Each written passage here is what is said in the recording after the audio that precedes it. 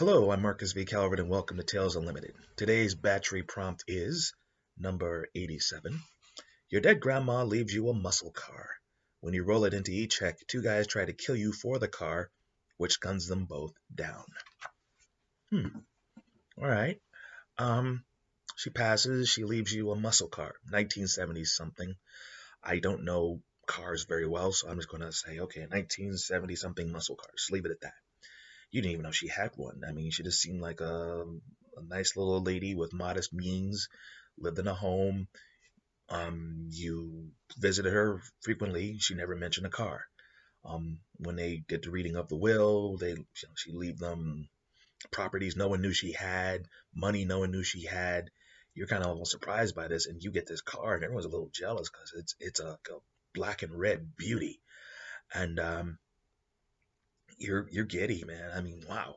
So you go do the e-check and all those other stuff, and you're there on a Saturday afternoon, and guys doing the running of the testing, and then these two other guys walk up, and one shoots the guy through the car, another one is coming after you, and puts a gun in your face, and he is about to end you when another guy is trying to steal the car keys, another guy, and the car just shoots them both dead. Shoots them both dead, dead through the door.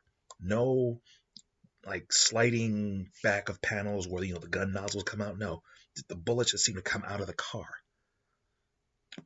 They're both dead. And you hear this voice in your head that says, "Get in." And you run to the car and you get inside. Rule number one: don't ever go anywhere without these keys, ever, no matter what, ever. And second rule: buckle up. And the wheels are spinning as you're getting these orders from your car. Your dead grandma's passed down onto you car.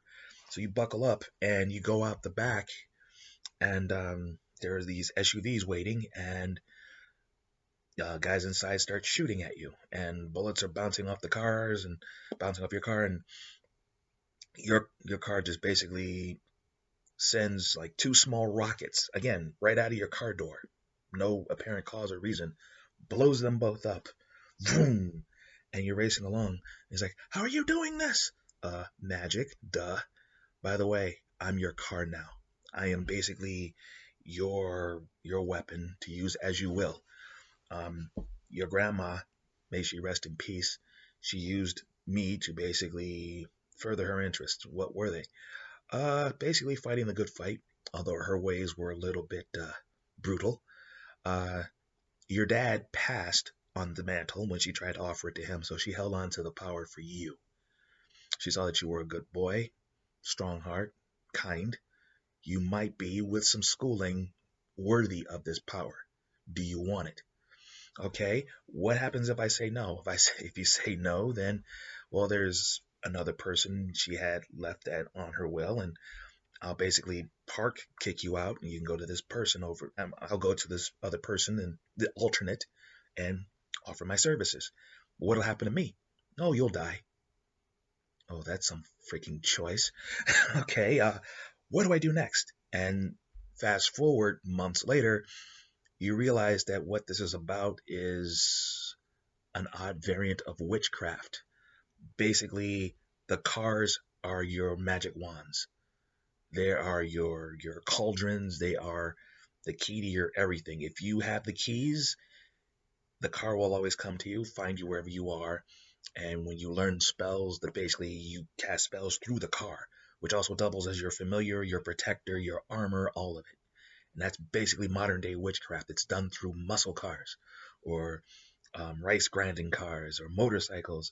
And basically there are evil organizations who would love to catch one of these cars and the wielder and basically steal the power for themselves, that sort of thing. That's what was happening here. So that's how I'd write it. How would you write it? Would you go pure spy car, techno mystical, alien car? Is your grandma really dead?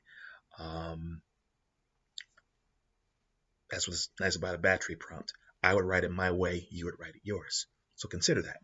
Now, I'm Marcus V. Calvert. This is Tales Unlimited. Please check out talesunlimited.net for the podcast, two of them. There is the Batchery Daily Prompt, and a disturbing thought of the day. Both go off every day. Also, there are book links. Follow the links, they'll take you to Amazon. Books are available at a reasonable price, both as ebook and in print. Also, please check out each different series. So, what are the series? There's the Batchery series, which is about 200 writing prompts and a little wisdom on writing, like enough to get a novel done in time. But at the core of it is a system. You follow the system through, you'll have books to sell, a chance to build your business, your fan base, all of that while you're working on your first novel. And pound for pound, you'll be a better writer by doing it this way versus the hard way, which some people have done with no real result. It's also good for storytellers of any stripe, whether you're a comic book creator, game designer, short story writer, evil GM on a Saturday night, screenwriter looking to do a movie, or a grizzled novelist. Batchery has 200 unusual ideas. Take one, run with it your way, and what can you end up with? And then there are the short story anthology series, 25 to a book. One series is called Unheroic.